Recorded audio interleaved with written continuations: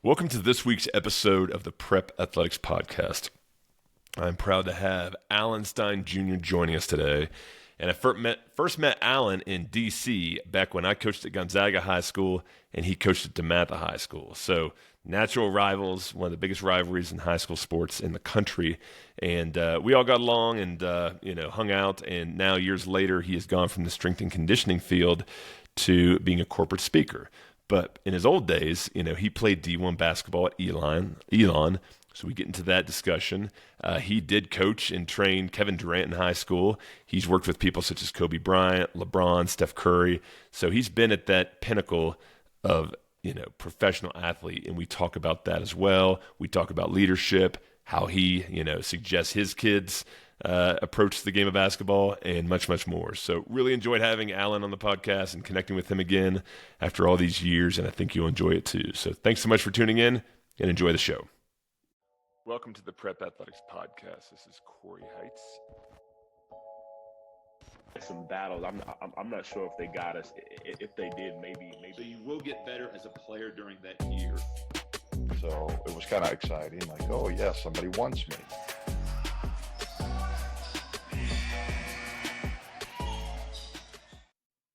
Alan, welcome to the podcast. It's great to be with you. I'm looking forward to a fun chat. Yeah, absolutely. Now, we knew each other from back in our days when you were at DeMatha. I was at Gonzaga, and we had some battles both in front of packed houses and on ESPN. And just to get out of the gate here, what makes DeMatha, Gonzaga, the WCAC such a special league in your opinion? Yeah, I mean, there's many basketball analysts that say it is the top preeminent conference in all of high school basketball. I think what makes it so special, first and foremost, it has long tradition. You've got schools that are in the WCAC that take a tremendous amount of pride in being not only academic but athletic institutions. You've got incredible coaching. That is definitely another separator.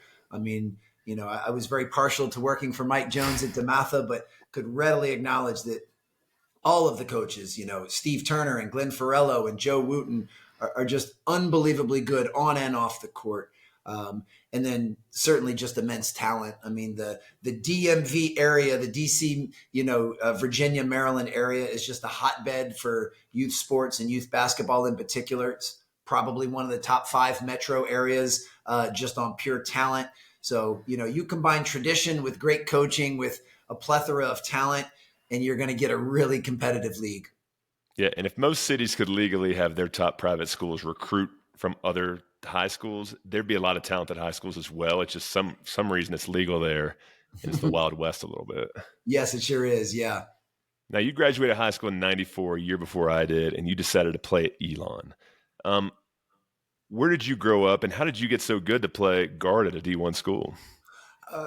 So I grew up in Gaithersburg, Maryland, which is actually where I still reside to this day, and played at public school, Watkins Mill High School. Had a decent enough high school career to be able to play at that next level. And Elon was just a great fit for me. It was a smaller school. It was about 4.5 hours away down in Burlington, North Carolina. It was a great fit, and really enjoyed both my high school and college experience. Didn't really have a very good college career.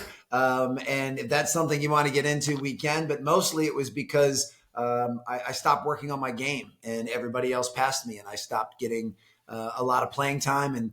And I chose the route of blaming the coach and making excuses and complaining about not playing, instead of actually getting in the gym and working and trying to earn more playing time. And, that's an important part of my journey, because the way I behaved, as a 18, 19, 20-year-old is the exact opposite of what it is that I preach and teach today, and what it is that I model even for my own children. But that was part of my journey. It was a painful but a very powerful learning experience. And it's helped shape me into the person that I am today. So I certainly don't regret it, but I didn't have a very good career at Elon. But Alan, walk me through this. When you're there and decided you didn't want to work hard, like what was the voice in your head telling you, I don't got to go to lifting or do extra reps? For a little bit more context, I worked really hard leading up going to Elon. After my senior year at Watkins Mill, that spring and that summer, I really dedicated myself to working on my game. And when I got to Elon, that paid off. I mean, I actually played a lot as a freshman. Started a handful of games, was one of the first off the bench in the games that I didn't, and played a fairly significant role. And I allowed myself to get complacent, allowed myself to put on the cruise control. I just figured, hey, if I'm playing a lot as a freshman, well, I'm just going to ride this out for the next 4 years of college. And I also allowed myself to get distracted by the trappings of living on your own for the first time. So I joined a fraternity and was partying a lot. And all of that was kind of the perfect cocktail of not continuing to be in the gym working on my game. Like I said, I thought I had arrived. And, we had a really good freshman class. So I wasn't the only freshman that was playing a lot, and these guys are still good friends of mine to this day. But, there were other freshmen that were playing a lot. And, as at the college level, coaches are always trying to out recruit the previous class. So, even though we had a good freshman class, the coach wanted to bring in even better players the year after, and then better players the year after that. That's what a coach's job is. So if you combine the fact that I stopped working on my game, my freshman teammates kept working on their game, and the class coming in behind was more talented than we were, well, yeah, it's no wonder that I found myself at the end of the bench with my shooting shirt on, rarely playing. And at that time, like I said, there was a distinct fork in the road. And instead of saying, you know what, I'm going to earn my time back, I'm going to, recommit to getting in the gym, I'm going to recommit to showing that I deserve to be on that court, I decided to have a very bad attitude and decided to just blame the coach, blame politics, and just complain and make excuses for why I wasn't playing. And then that just continued to, submerge, and I never quite recovered from that. But I will say, and I say this with a smile, because I've forgiven the previous knucklehead version of myself, that made that choice. But that's also one of the things that led me to really starting to dive into strength and conditioning. I stopped working on my basketball game and really was getting burnt out on the game of basketball. But I started to fall in love with weight training and strength and conditioning and plyometrics and agility training, which is something that I ended up doing professionally for 20 years once I graduated from Elon. So it all ended up working out just fine. But that is certainly a cautionary tale of, when there's a fork in the road, I don't suggest choosing the one that I took. And I want to touch on something you mentioned there. You were burnout.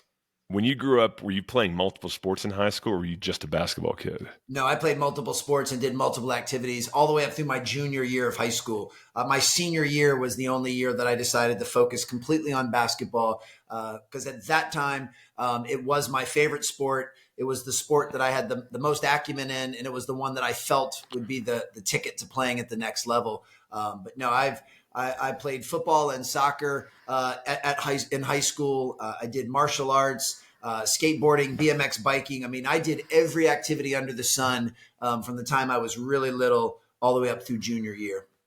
All right, so this is perfect because you have been in the strength game for so long. You did play at the D1 level, and we're seeing more and more now, Alan, kids just specializing at a young age and doing a lot of wear and tear in their body in one specific sport, and we're seeing a lot in basketball, you and I. Tell me the advantages of what you did personally of playing multiple sports and multiple modalities, and how that either helped you or hindered you from getting to the college level. Well, it is interesting because I do think the landscape has changed. And now I've been around youth sports and youth basketball in particular since I was 5 years old. I mean, and the first third of that was as a player. Then the next third of that was as a basketball performance coach. And then now in the current version, I have 3 children that all play youth basketball. I've got twin sons that are 14 years old and will be in 9th grade in the fall. And I've got a daughter that's almost 12 that'll be in 7th grade. And at present, all 3 of them have made the choice to just play basketball. They've played other sports and did other activities when they were younger. But I will get back to your original question, but part of my philosophy as a parent is to allow my children some autonomy, allow my children the ability to make their own decisions. So while it would be my preference that they would play some other sports and do other things, they've chosen to just play basketball. And I want them to have some ownership over their lives and their decisions. So I support them in doing that.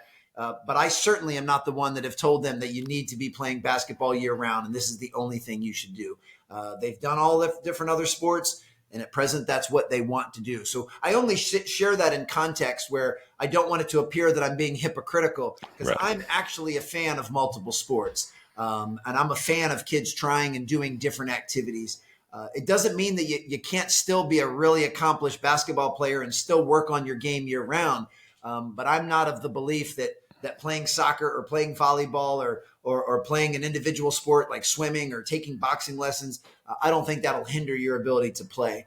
But I think that's kind of the perception in the youth landscape, is that if you're not playing the game year round, that you're not going to be able to advance as well as the players that are. And I do think, there's probably some parameters on that. I mean, certainly for me, when you're at the elementary and middle school level or age, I think you should be doing other things. When you get to high school, if you want to make the conscious choice to focus on one sport, again, I'm not here to judge anybody else's decisions, whether it's a player or a parent.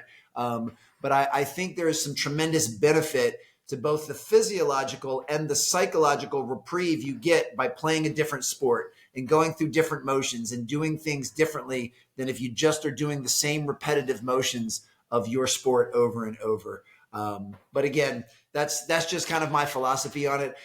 If you do decide to just commit to one sport the way my children have, I still encourage them to take breaks throughout the year. I still encourage them to pick up some other hobbies and do some other things that they enjoy, and to not just do basketball 24/7, because unless you absolutely love it and are obsessed 24/7, it can lead to both physiological and psychological burnout. Yeah, absolutely. And what led to your burnout? I mean, if you were playing multiple sports up until senior year, like, was it just the grind of playing D1? I You were think exhausted? For me, the burnout was more along the lines of, the bad attitude part. It was like, I'm not playing, so why should I give all of this effort? Like, I really don't, I started to lose my love for basketball. There'd always been this reciprocal relationship with the game where I work really hard and I'm rewarded by playing. I work really hard, I'm rewarded by playing. And now it's like, well, I'm working, but I ain't playing. So you know what? I don't even feel like doing the working part. And again, I say all of this with a smile because I realize that everything that I said and did back then is 180 degrees from what it is that I wholeheartedly believe now and what it is that I preach and teach both on stage and on page. But that's just where I was. And it also gives me tremendous empathy for younger people because, when we're 18, 19, 20 years old, we often can be a bit hard-headed. We often think we know more than we do. But it also gives me empathy for parents because I certainly know my father tried to talk some sense into me and I just wasn't having it. I mean, I was pretty hard-headed back then. And, and I realized that I'm probably going to have to go through similar journeys with my own children and have to accept the fact that they might not want to listen to me at some point and whatever wisdom I'm trying to bestow on them. And that's all part of the process. So I have nothing but empathy and compassion for my previous self, as well as for anyone right now, player, coach, or parent who's going through kind of tough times. All right, we're gonna get in a time machine right now, and Alan right now can go talk to Alan at Elon, who's burnt out. Your dad couldn't get through to you. Now that you've done this 180, do you have the magic formula that could have snapped him out of it, or did he just need to go through that at his point in his life? I think it was just kind of the journey. I don't think the 18-year-old Alan would listen to the 48-year-old Alan. And it's kind of crazy, if you do that math real quick. I mean, I graduated high school 30 years ago, which is just absolutely insane to even think about and how quickly that's gone by. I just think that was kind of part of the process. And admittedly now with 30 more years of life experience and a little more, hopefully wisdom and maturity, that bad attitude that I took then, I mean, it was all driven by fear. It was driven by insecurity. It was driven by ego. I was embarrassed that I wasn't playing very much because my friends, my fraternity brothers would come to the games and, they'd kind of bust my chops because I wasn't playing. So, even that instance aside, I can look back on my life and almost every poor decision I have ever made was driven by fear, driven by insecurity, or driven by ego. And now I try to make sure that those three things don't have the keys to the car, that those three traits aren't what's driving my decisions moving forward, because it's certainly a slippery slope when that's the case. But, and I'm not here to speak for anybody else. I just know that on my journey at 18, 19 years old, I didn't even have the awareness to know that's what was going on. I thought I was completely justified in blaming, complaining, and making excuses. I mean, that is the way that I saw the world. I had blinders on, and I didn't take any ownership over the fact that I stopped working on my game. So, it's crystal clear now, but it certainly wasn't crystal clear, back in the late 90s. All right. You mentioned getting into, the body and strength training and plyometrics and Elon. What planted that seed for you? Well, the initial seed was planted from a basketball vantage point. Like, I realized that if I could run a little faster and jump a little higher, that would allow me to perform my skills at a higher level. So the initial impetus was, I wanted to perform better on the court. But then if you caught what I said earlier, I started to party more. I joined a fraternity. I also wanted to earn the affection of young ladies. And I realized that if, I was bigger and stronger and more muscular, that might be a sexier, better look for trying to attract the opposite sex. So then I wanted to do it just out of pure vanity. I wanted to be ripped just because it looked better. But what's kind of cool is, regardless of the driving force, whether it was performance on the court or I aesthetically simply wanted to look better, it absolutely grabbed my attention and piqued my curiosity and fascination. And I dove headfirst and I learned everything I could about performance training and strength and conditioning. And now keep in mind, this is right around the advent of the internet. I mean, we're talking, 96, 97, 98. So we kind of had the internet, but it isn't the internet that we know of today. I mean, you're talking about a dial-up modem. My first email account was at juno.com. I mean, it was in its infancy, but it absolutely opened the world up. And was pretty remarkable. And, so there were a couple of websites that really were talking about sports specific training and bodybuilding and powerlifting. And I would attend seminars and subscribe to newsletters. And these newsletters were physically mailed, printed newsletters, not like we get today. But I was all in, and it absolutely captivated my attention, my curiosity, my fascination. And I really, took the kind of basketball burnout and parlayed that over into an immense dedication and almost obsession with the strength and conditioning and performance game. Yeah, love that. Now, you've done this for 30 years with the strength, actually more with the strength and conditioning. And, my big audience is high school basketball players and their families, right? Awesome. A lot of these guys are doing weightlifting with their schools, so they've got trainers. But you, in your opinion now, in 2024, what's the main, or give me the top 3 lifts or body exercises that a basketball player can use that will get them the best bang for their buck? Well, I'm happy to share my perspective. I do want to make sure that I kind of put into context that I distinctly pivoted away from the training game in 2017 to pursue what I do now, which is, absolutely, for lack of better terms, motivational speaking. And the overwhelming majority of what I do is at the corporate level. So even though basketball is still a driving pillar in my life, it's something that my kids love, as I've already mentioned. And many of the stories that I share on stage in front of corporate audiences are from my experiences in the basketball game. I kind of removed myself from the training component. It's been 8 years now. Now, I will always identify as being an athlete, and I will always try and keep myself in peak physical condition. So I'm constantly training and working on myself. And, so I'd like to believe I'm still kind of in the know, but I am no longer anywhere close to the best resource to talk about actual strength and conditioning. There are 2 folks in particular that I would recommend that anyone watching or listening follow. The first is my really good friend, Henry Barrera, who's the basketball performance coach at the University of Alabama with the men's basketball program. His website is Hoop Diaries. He's at Hoop Diaries on the social platforms, and he is just a wealth of amazing information. Another is my good buddy, Christian Placencia, who has a company called The Durable Athlete. And Christian lives down in Austin, Texas, runs an amazing training program, works mostly with basketball players, and you can find him on social as well. Those 2 guys are far and above the best resources that I can recommend today. And I'm sure they can even recommend other resources. But since you did ask me, I've always been a big believer that in order to specifically train for the game of basketball, you need to train what it is that you actually need and use on the court. And you also have to have kind of a clarity of what your priorities are. So for me, the number one reason I believe basketball players should strength train is to reduce the likelihood of injury and reduce the severity of injury. It's to help bulletproof their bodies.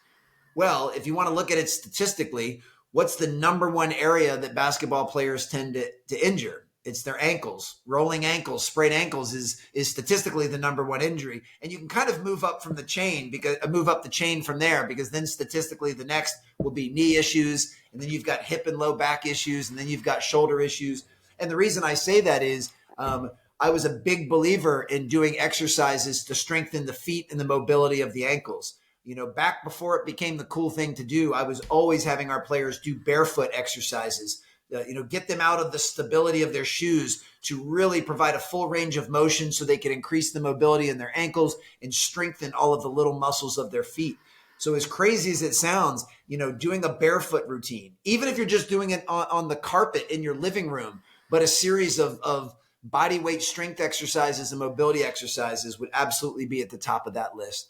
I would also recommend doing some type of compound double jointed exercise for the lower body, whether that's a squat or a deadlift or a walking lunge or a step up, but something that really involves kind of the motor of the body, especially as a basketball player, where you generate most of your power from your lower body and your core. So one of those. And then from an upper body standpoint, I always felt like pull-ups were the king of upper body exercises. I know the world loves bench presses and is infatuated with the bench press, but I always found that a pull-up, especially because it would strengthen your hands, it would strengthen your forearms and grip, help strengthen your back, would also make sure that you were able to hold the ball and possess the ball.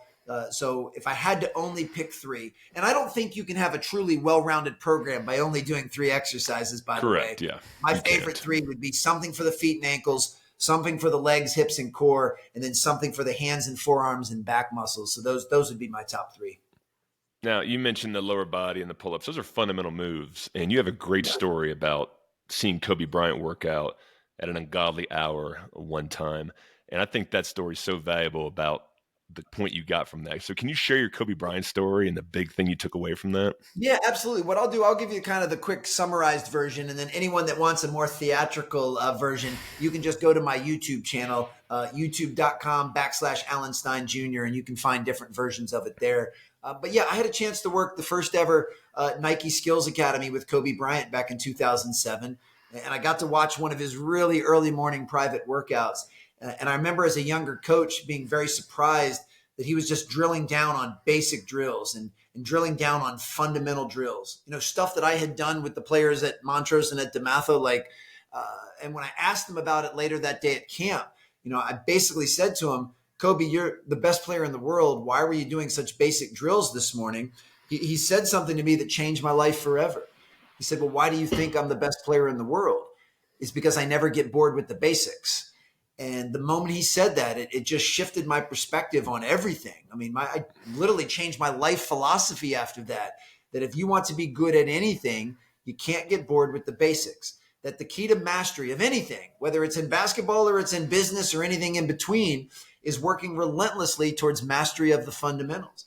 Now, of course, in the game of basketball, the fundamentals are shooting, passing, rebounding, defending, handling the ball. It's your basketball IQ. It's understanding how and when to make certain plays and certain passes. It's understanding your different sets and your different defenses.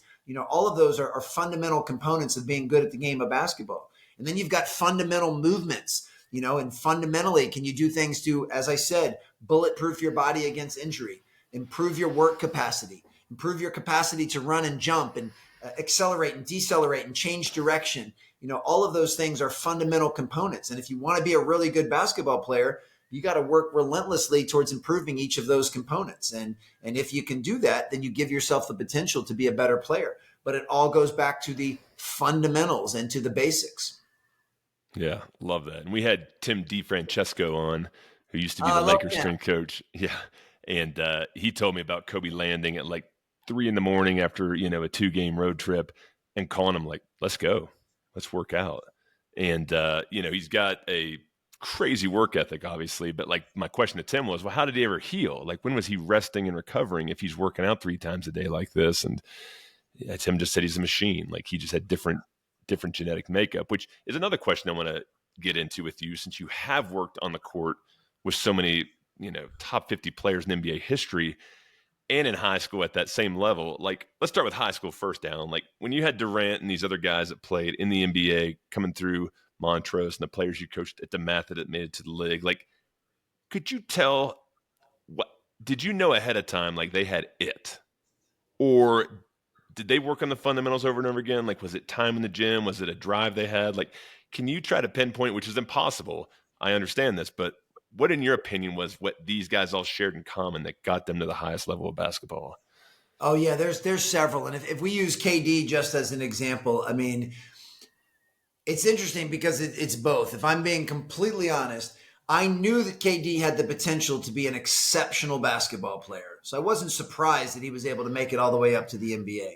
But there is no way that I would have predicted that he was going to be as good as he's ended up being. I mean, you're talking about probably one of the top 5 pure scorers in the history of the game. I mean, he's something special.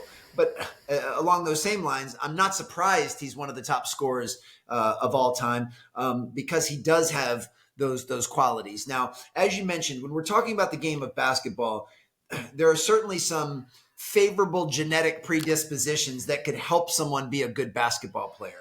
The most obvious one is height.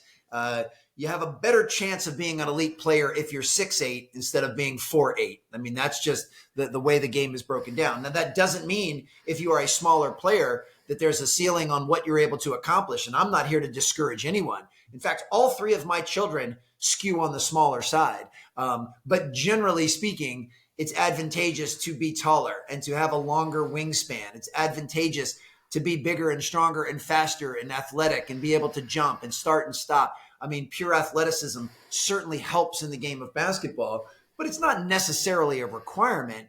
It's just more of a trend. I mean, if you watch today's NBA, most of the players are big, strong, fast, and athletic. And even the ones that at face value don't appear to be very athletic. Let's just take someone like Luka Doncic, who arguably the best player in the game at present moment. He doesn't necessarily pass the eyeball test because he's not super explosive. I say this with due respect. He looks a little doughy. He doesn't look very chiseled. But it also comes back to how you define athleticism. Luka Doncic, his hand-eye coordination, his spatial awareness, and his balance, those things are off the charts. I mean, he is in the upper 0.00001% of the human population in those metrics of athleticism. He's just more average when it comes to pure speed and agility and jumping. So it's also making sure that we have a well-rounded definition of athleticism. But all that aside, you've got the physical part, and that is important in the game of basketball. The nice part is outside of sports, that physical component doesn't matter as much. You can be an elite level entrepreneur, or you could be the CEO of a Fortune 100 company, and it doesn't matter if you're 6'8" or 4'8". It doesn't matter if you can dunk the ball or you can't jump on top of a curb. The athleticism part no longer plays a role. So it's really only in the sports world that the physicality part plays such a big role. But let's set that aside because we can't necessarily control that, or at least we can only control it to a certain degree. I smile at my own children and say, hey, you guys have half of my genetics. So just know in advance, you're not going to be world-class athletes, which means if your goal is to play at a high level, you need to be unbelievably skilled. You need to be great communicators and great leaders, and you need to be as fit as possible because those are things that you have control over. But you ain't going to be jumping out of the gym because you have half of my, genetic predispositions. But outside of that, to your original question, what are the traits that I saw that united the guys like Kevin Durant with other elite level players? The first we've already covered. They did have a respect for the fundamentals. They worked relentlessly on their ball handling, on their form, their shooting technique. They'd get in hundreds and hundreds and hundreds of game-specific reps when working on their shot every single day. So the first is a respect for the basics. The second is they all learned how to blend confidence with humility. Each of those players earned the right to be confident because they put in the work during the unseen hours, but they always stayed humble enough to stay open to coaching. They stayed humble enough to stay open to feedback. They stayed humbled enough to say, I'm the best player on my team, or I'm the best player in the WCAC, or I'm the best player at the McDonald's All-American game, but even I still can get better. That I haven't gotten to the top of what I'm capable of. And that humility is what allowed them to keep working on their game, to never say, humility is what allows somebody like Kobe Bryant to land at 3 a.m. and say, I still need to work on my game. I don't know when that actual scenario happened, but there's a good chance that the point that happened, he had already won an NBA championship. He was already an NBA all-star. He'd already made hundreds of millions of dollars, and he still realized I can get better, and I'm going to try and get better at 3 a.m. So blending humility with confidence is a big one. And then the third component that I've seen unite all high performers, not just in basketball, but even in business, is a strong respect for the process. They have a crystal clear goal of where they're trying to get. And for many of the young players that I worked with, the goal was the NBA. That was the North Star. But once they set that goal, then they shifted their focus on the process, the daily decisions, the daily behaviors. What do I need to do today to get me a little bit closer to that goal? It's the same thing when you're in the weight room. You don't need to worry about whether or not you have a great workout. You need to focus on having a great set. And you don't even need to focus on having a great set. You just need to focus on doing this one rep to the best of your ability with absolute perfect form and technique and with great effort. And if you can break it down to the process, if you only perform really solid reps, well, then every set will be as good as it can be. And if you only perform really good sets, well, then every workout will be as good as it can be. And you start stacking really good workouts week after week, month after month, year after year, and you'll see massive improvement. So it always comes back to the process. So for anyone listening right now, whether you're a basketball player, you're the parent of a player, or you even work in the corporate world, focus on the fundamentals, learn to blend confidence that you earn with humility so you stay open to coaching, and learn to trust, respect, and appreciate the process. You do those 3 things consistently, most things will take care of themselves. Yeah, I love that. Thanks for sharing that. We've had a lot of prep school coaches on who have had NBA players come through their ranks, and the constant answer they give on that question is they were in the gym when no one else wanted to be. Yes. Right. After a game that they lost, they'd be in the gym for an hour. They'd come in earlier. They'd stay later. When everyone else was tired, they'd be in there, which you've seen throughout your career. And the question is that, are you born with that? Or can someone plant that seed in you? Or is there a slight that happened or a little bit of trauma that happened to create that? I think that's the billion-dollar question right there, because people want to replicate this. And you've got kids that come from nothing that make it to the WNBA or the NBA. You've got kids like Klay Thompson and Steph Curry who grew up in a great family environment with plenty of their needs met, who still get there as well. And then you get everything in between. So trying to crack, this is my, just my side hobbies, trying to figure out what is the secret sauce and can you prescribe it? Not just for NBA players, but same for special operators in the military, right? Mm-hmm. You got beasts that can't make it through there. You got guys that look very slight that go through without an issue, and everything in between. And what is that gene or mindset that people have to get them to that level? And you're around high performers all the time, both in the sports world and the business world. Do you have any insight on that? To be honest, I don't. I mean, I'm fascinated by it the same way that you are. It's something that I'm incredibly curious about. My gut intuition is, it's like most things, it is a combination of nature and nurture. It is a combination. There is some genetic coding, just like I think some people happen to be born with a little more charisma than others. I think there are certain traits that we can have some slight predispositions for, but I also think it's what seeds were planted in us when we were really, really young in our formative years, most of which were planted before we were even consciously aware that they were being planted. What things were modeled for us? Take somebody like a Stephen Curry, as you mentioned. Del Curry played in the NBA for over a decade. So Steph grew up in a 2-parent household with all of his needs met. grew up basically around wealth, and you're talking about one of the hardest workers to ever play the game. Well, I think part of that was probably because that was modeled for him at a very early age, that Steph made the connection. My dad is a really good shooter, and I always see my dad in the gym. So he made the inference that in order to be a good shooter, you've got to be in the gym.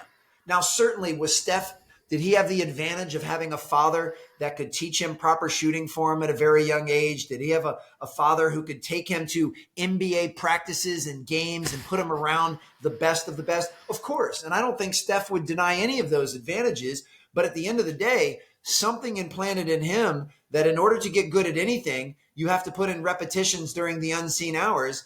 And I want to be good at basketball. I love the game of basketball. Now, who knows, did that original love for basketball come because he wanted to try and prove worthiness to his father? Who knows? And that's beyond my scope to even try and figure that out. But I do think it can be a healthy balance of all of it. What I will say, and I use this example with a tremendous amount of pride. So all three of my children play youth basketball. And I have told this to them, so I'm not sharing anything publicly that I haven't said to my own children. If you were to ask me to describe my kids as far as basketball is concerned, I would say that at this moment, all three of my kids like the game of basketball, but none of them love the game of basketball. They enjoy playing with their friends. They have fun at practices. They love going to their games. Sometimes they go out and they work out on their own, but they are not obsessed. They are not 100% committed towards being the best players they're capable of. And that's okay. See, as their father, I've chosen to take a very hands-off approach to that. Like, I don't make my kids work out. I don't make my kids go out and make 200 jump shots before dinner. That needs to come from them. I believe, as a parenting philosophy, to extend as much autonomy to my children as I can. And I support them, I encourage them, I empower them, and I love them unconditionally. But if you don't want to go out and make 200 shots today, then don't do it. There's a consequence to that, and the consequence is you're not going to be that good of a shooter. And if you're okay with that, then I'm okay with that. And now, with that said, if my kids say, hey, Dad, I want to go out and make 200 jump shots, will you come rebound for me? I'll be there in a split second. I'll be there to help support that, but it has to come from them. And there have been times where, kind of the motivation and dedication has kind of ebbed and flowed. But this is their journey. This is not my journey. But here's the reason I'm sharing this. And I really hope all of the players and parents listen closely. All three of my children have told me over the last couple of years that they have the goal of playing college basketball. That's their goal. That is not my goal for them. That is their goal. And I've had to have the very tough conversation with them on two different occasions this past year, because I've told my children, and I tell them this out of love, that your current level of commitment is not good enough to play college basketball. That your current level of commitment is somewhat casual at best. Yes, you go to your practices and you play really hard. Yes, you go to your games and you play hard and you're a great teammate. But outside of that, you're not fully committed to working on your game. You don't make 200 to 300 to 400 shots every day. You don't consistently do your strength and conditioning and fitness workouts. You don't work on ball handling. You don't study film. And I don't say any of that to diminish my children. I love my kids as much as anyone else watching this right now. But I've told them that because I told them that one of two things needs to change.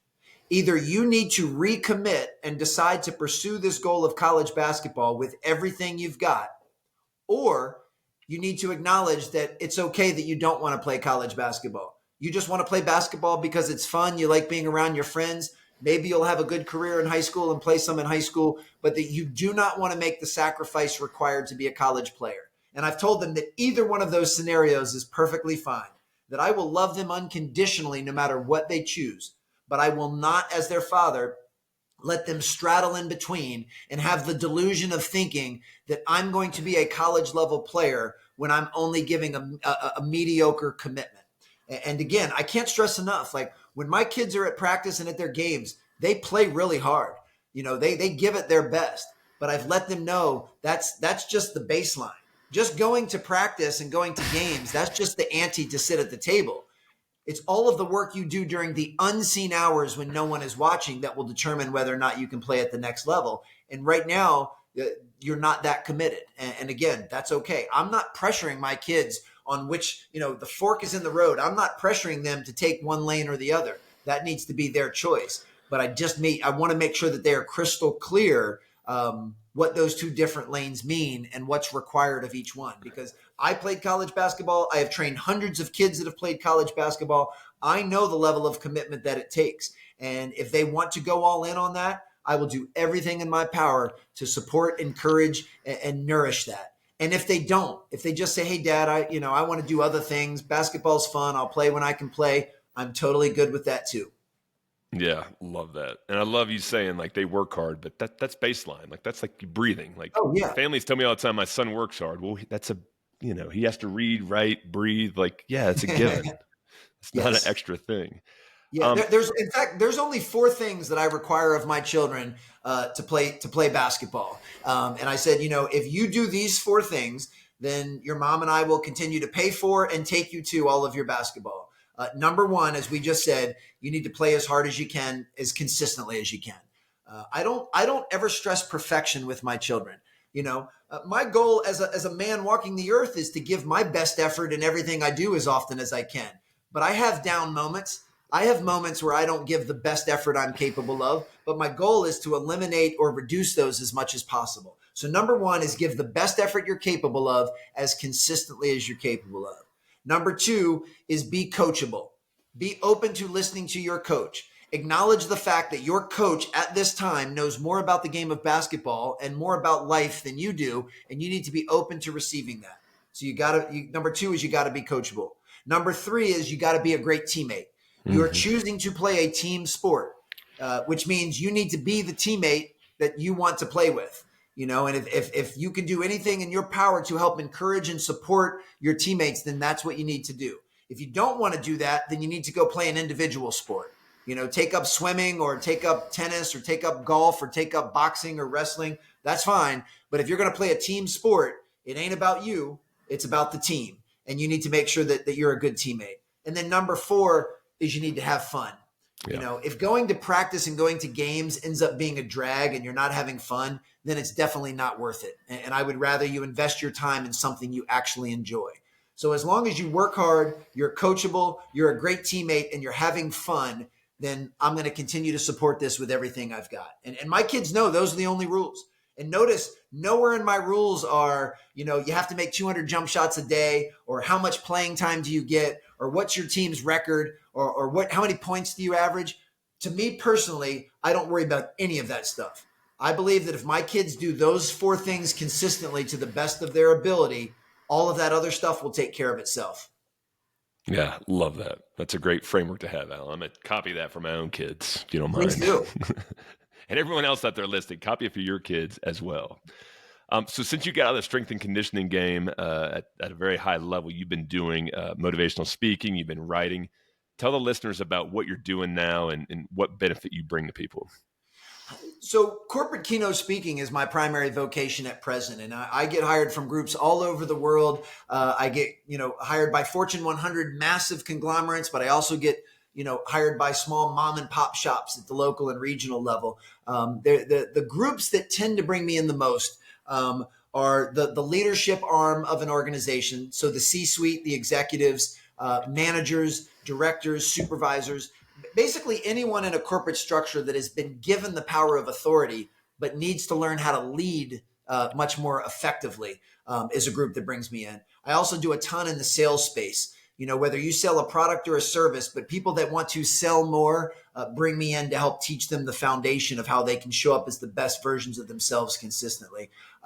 So I do a lot of stuff at different events. Lots of groups bring me in to either to give like a motivational keynote or to do a half-day workshop or a full-day training. So most of what I share, though, even in the corporate world, draws on these stories and these lessons and these disciplines and these approaches that I learned through basketball. The Kobe Bryant lesson of never getting bored with the basics is absolutely something that applies to everyone walking the earth, but especially those in business. So yeah, I'm having an absolute blast doing what I'm doing now. I still feel very connected to the game of basketball because most of what I teach is through that lens. And as we've talked about, my kids are playing. So I'm still around the game all of the time, but I'm just not in the gym, on the court, or in the weight room the way I used to be. I'm actually in the boardrooms and on stages now, helping corporate folks raise their game. Yeah, and last question before we get to a couple quick hitters here. Like, what leadership Sure. advice do you have for kids in high school? I mean, usually there's an alpha, usually there's a team captain that might be voted on, but like the rest of the guys might not be in that position. Like, what's something they could think about or something they can do to either incorporate leadership skills, maybe in a small way, or start building on them? What are your thoughts on that? Well, the very first thing is acknowledging that leadership is a choice. It is not necessarily an anointed or an appointed position of power. So even if you are not named the team captain, even if you're the proverbial 15th man on the end of the bench, even if you're the sophomore, but you're playing on varsity and you're the youngest one on the team and in the locker room, you can still choose to be a leader.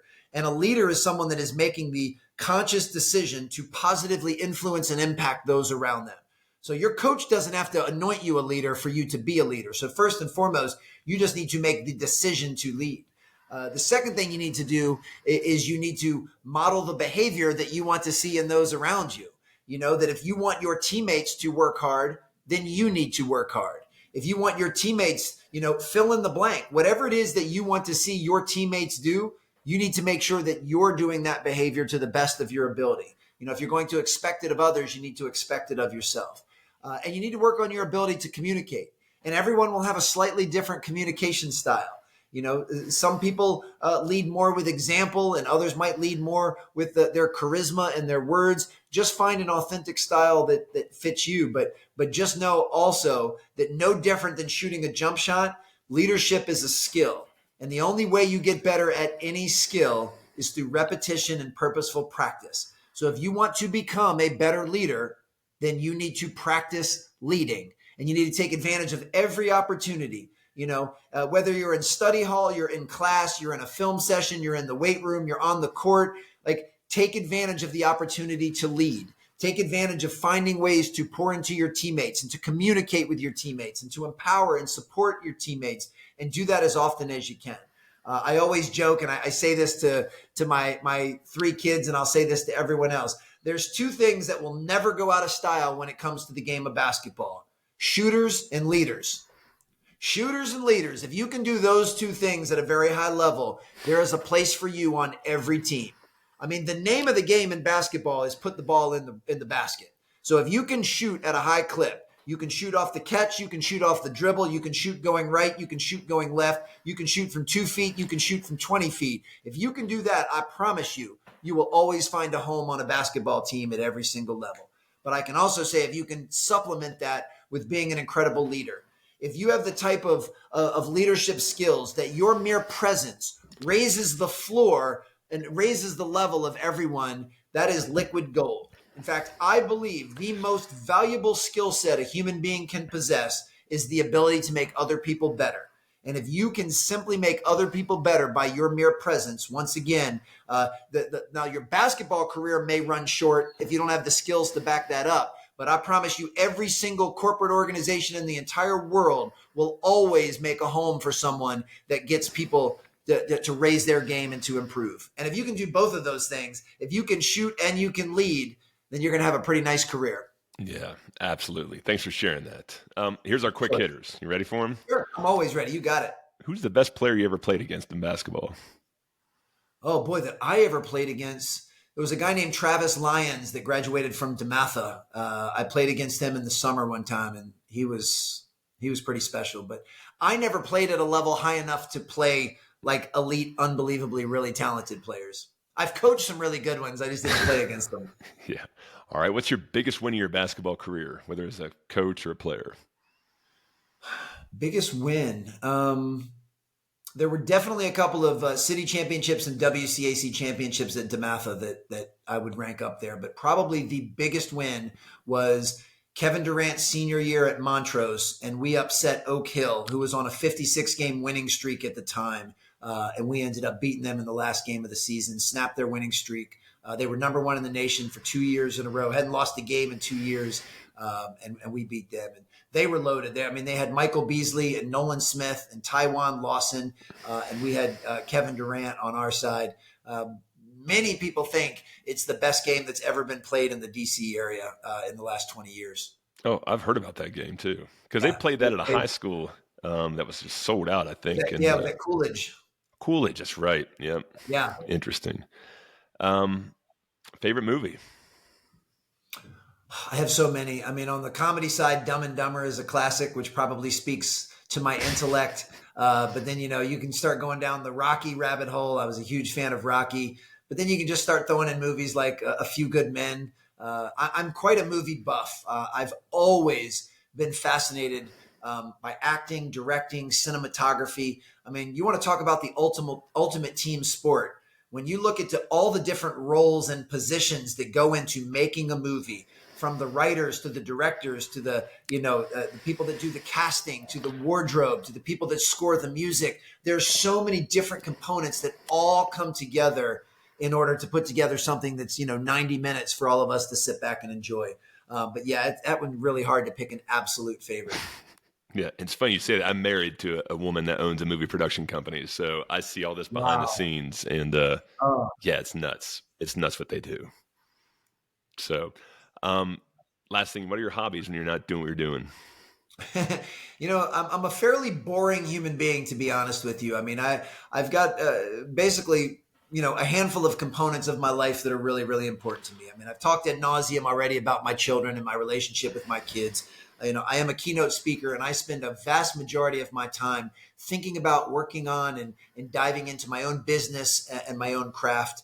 But I'm also super into my own self-care. Even though I left the strength game, I'm still doing everything in my power to reach a really high level of physical, mental, and emotional fitness. So I work out a lot. I actually recently, 90 days ago, I hired a nutrition coach to really help me take my nutrition up another level. And as I said before, I still identify as an athlete. So I try and stay in really good shape. It's funny, outside of my personal care, I've got my personal development. So I love reading and watching and listening, to podcasts and books and audiobooks on growth and development. And then I do like to just unwind by watching movies and shows on Netflix because I'm fascinated by that realm. But outside of that, I don't have very many hobbies. I don't, have the traditional hobbies of golf or fixing up cars or, smoking cigars or buying watches. I'm a pretty plain and simple guy, and by most people's accounts, rather boring, but it's my sweet spot. I've known ever since I was a young kid, like I love structure. I love routine. I love discipline. Like I'm maniacally structured in my day, like down to when I eat, to what I eat, to when I work out, to when I schedule calls. I love routines. Even before I step on stage, I have what I call my pre-game routine, and I have a series of things that I do. Now, there are different things than I used to do when I was in basketball, but the template's still the same. What things do I need to do the night before, the morning of, and the hours leading up to a speaking engagement that will allow me to step on stage and be the best version of myself? So I'm always looking to kind of level up and tweak my morning and evening routine and my pre-speaking routine and all that type of stuff. So I am incredibly boring, but boring is actually something I enjoy. Well, I love that. I mean, we had more time, I would talk, because I'm 1 year younger than you, but still trying to keep in shape, nutrition, moving around, sauna, ice, all these different modalities. So absolutely, all of that stuff. That'll be for part 2. But is there anything you want to mention today, Alan, we did not touch on? No, this was a lot of fun. I'm so happy we were able to reconnect. I've been looking forward to this since we put it on the calendar. This was a fun conversation.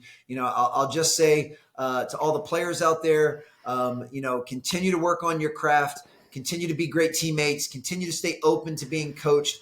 As we've already said, you got to work hard. That's an ante just for sitting at the table. But just know there are tons of resources out there for you. And don't fall victim to just watching the highlight reels of what people do on social media, but instead try to find ways to find what it is they do during the unseen hours that allow them to be able to do that. And if you can take a peek behind that curtain and see what those elite level players do to reach that level, that'll be way more valuable. And then, to all of the parents out there listening, just continue to love your kids unconditionally, support them and encourage them in every way possible, but hold them to a very high standard of excellence and a high level of accountability on and off the court. And do those two things and let the chips fall where they may. And certainly if I can ever be a resource to anyone watching or listening, my website is alansteinjr.com. I have 2 books, Raise Your Game and Sustain Your Game, which are easily found on Amazon and Audible or wherever you get books and audiobooks. And I'm very accessible and responsive on social media, on Instagram, on X, and on LinkedIn, just at Alan Stein Jr. Just shoot me a DM if any part of this conversation struck a chord, or if you have any questions or want to ask anything, I'd be happy to help. But this was a lot of fun, man. I appreciate you having me on. Yeah, thanks for coming on, folks. That was Alan Stein Jr. joining us today on the podcast. And Alan, thanks so much for joining us. My pleasure. All right, if you guys like this, be sure to subscribe to the YouTube channel, all the podcasting platforms, and stay tuned until next week. All right, thanks so much. We'll see you soon.